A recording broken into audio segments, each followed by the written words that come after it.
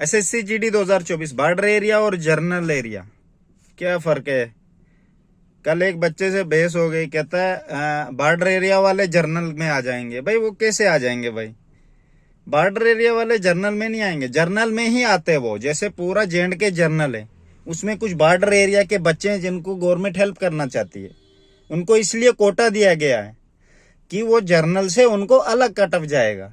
और जर्नल इतने लेने उन्होंने क्या बोलते हैं उसमें भर्ती में लेने उतने बच्चे, कुछ परसेंटेज होगी या नहीं भी होगी वो उनको ही पता होगा। कोटा दिया तुम लोगों को, जैसे एससी और एसटी को कोटा दिया जाता है, तुम्हारा कट ऑफ भी वैसे अलग ही जाएगा। बॉर्डर वालों का जर्नल के साथ मिक्स नहीं जाता है।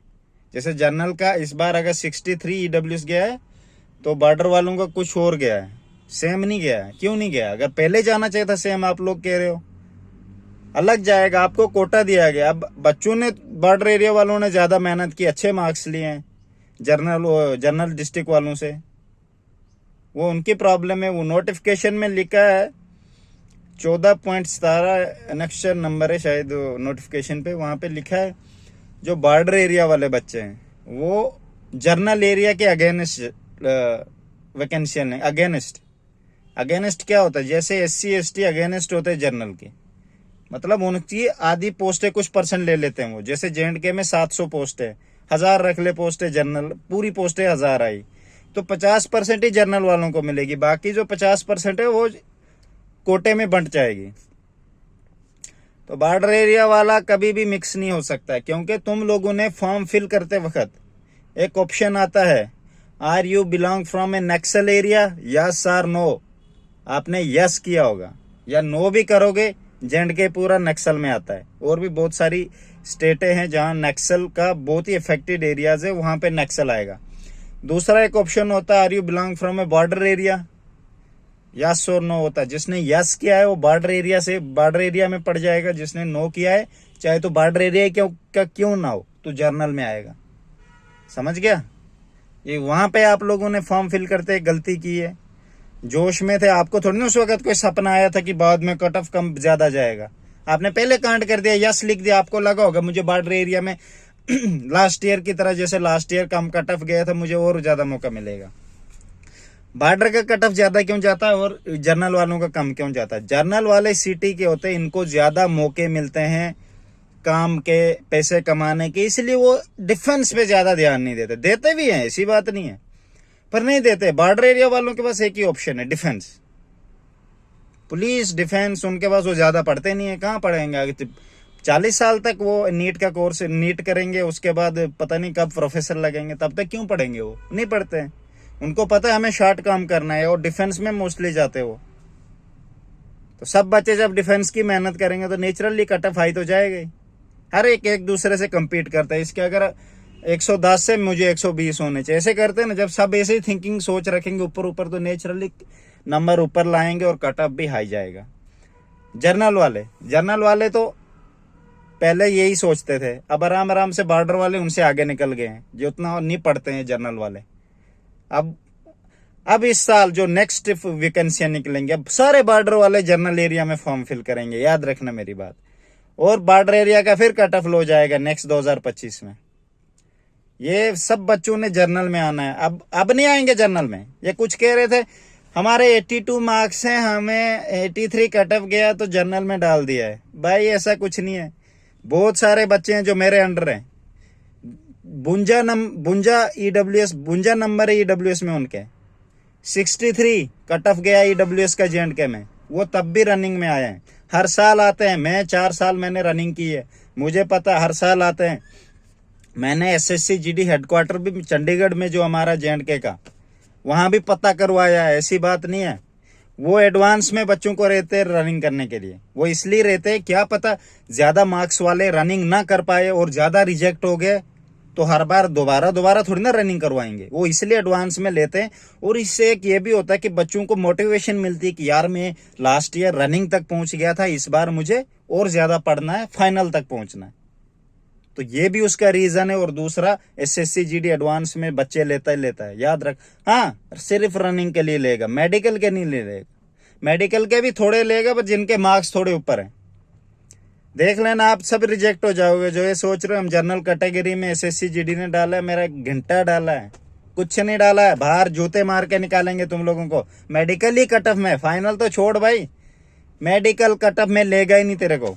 ये मेरी बात याद रखना, मैं ऐसे नहीं बोल रहा, एविडेंस है इसके पीछे। और बॉर्डर एरिया वाले जर्नल एरिया के अगेंस्ट वैकेंसी लेंगे, जैसे एससी एसटी अगेंस्ट लेते हैं जनरल के। जनरल को 50% अगर वैकेंसी है तो बॉर्डर वाले, ये जो 3-4 कास्ट है, ओबीसी, एससी एसटी और बॉर्डर एरिया, इनका भी अलग कट ऑफ जाता है ना। ये चार कैटेगरी में इनको 50% पोस्टें मिलेगी, ये 4 कैटेगरी को, समझ गए। तो ये रीजन है। एसएससी जीडी ऐसे थोड़ी ना तुम लोगों को शिफ्ट कर देगा, ईडब्ल्यूएस वाले को एससी ओबीसी में डाल देगा, नहीं, जनरल में डाल देगा। हाँ, ये याद रखना, पक्का डालेगा अगर तुम्हारे पास कैटेगरी नहीं है तो। बॉर्डर वालों को कोई कैटेगरी नहीं दिखानी होती है, क्या दिखाएगा वो? बॉर्डर एरिया तो है भाई, तूने यस किया था, आ गया तो बॉर्डर एरिया में। नेक्स्ट ईयर नो करना, नहीं आएगा, बात ही खत्म। अब जो मिस्टेक हो गई ये या नहीं हुए, तुम लोग अभी इसलिए उछल रहे हो क्योंकि तुम्हारा कट ऑफ आ गया है, तभी रो रहे हो। सोच रहे होंगे जनरल में हमें मौका मिल जाए। चल ठीक है, मैं जैसा भी बोल रहा हूँ, आप लोगों को विश्वास हो या नहीं हो, फाइनल में देख लेना। मैं गारंटी देता हूँ आप लोगों को जनरल कैटेगरी में लेंगे नहीं, वो किसी भी सूरत में नहीं लेंगे। आप अगेंस्ट ही रहोगे, इनमें नहीं रहोगे। अगेंस्ट, खिलाफ, जनरल के ही अगेंस्ट लड़ोगे, पर जनरल में नहीं आओगे, क्योंकि वो नहीं लेंगे आपको। जनरल का कट ऑफ अलग जाता है, आज से पहले के जितने भी कट ऑफ हुए फाइनल देख ले भाई, जनरल का अलग जाता है, और ये क्या बोलते हैं, ईडब्ल्यूएस का अलग जाता है, एससी का अलग जाता है, एसटी का अलग जाता है, सब कैटेगरी का अलग अलग जाता है। क्यों जाता है? फिर मिक्स कर दो ना बॉर्डर और जनरल एरिया को। नहीं करते भाई, क्यों जाता अलग अलग? हमेशा जाएगा, क्योंकि इनको कोटा मिला है, सेंट्रल होम मिनिस्टर ने इनको दिया हुआ है, ये बॉर्डर एरिया वालों को। अब तुम अच्छी मेहनत कर रहे हो, ज्यादा नंबर हाई जा रहे हैं, तो अब क्या तुम जनरल में घुसोगे? तो कल तो तुम ये भी बोलोगे हमें सर ईडब्ल्यूएस में लगा दो, हम तो बॉर्डर एरिया के, हमारे पास कहाँ खर्चा होता है, पैसा होता है। फिर तो इजिली तुम ईडब्ल्यूएस में आ जाओगे ना भाई, क्यों नहीं आओगे?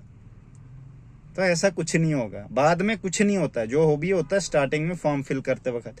अब स्टार्टिंग में फॉर्म फिल करते वक्त मैं ईडब्ल्यूएस डालूंगा, ठीक है, तो नेचुरली मैं ईडब्ल्यूएस कैटेगरी में फाइल करूंगा। अब मेरे पास बाद में ईडब्ल्यूएस नहीं होगी तो जनरल में डाल देंगे।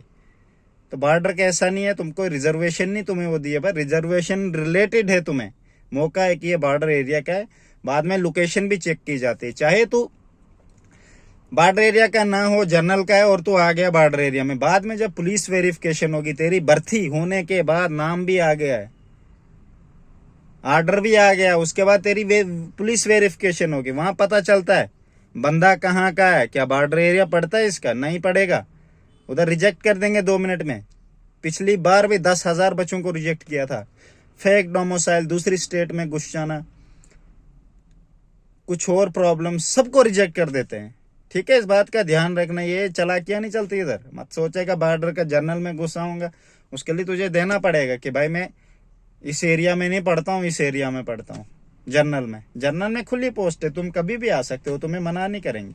जेएंडके पूरा जनरल में आता है, पर तुम्हें रिजर्वेशन दिए बॉर्डर वालों को कि ये बच्चे इफेक्टेड एरिया में पढ़ते हैं जहाँ पे नक्सल बहुत है, तो इनको कोटा मिलना चाहिए। तुम लोगों को कोटा मिला, पर तुम लोगों ने इतनी मेहनत की, तुम जनरल वालों से भी ऊपर चले गए। चलो भाई, ओके बात, ओके, बेस्ट ऑफ लक। यही है, जो जिसको नहीं आई समझ ना आए, मुझे कोई फर्क नहीं पड़ता।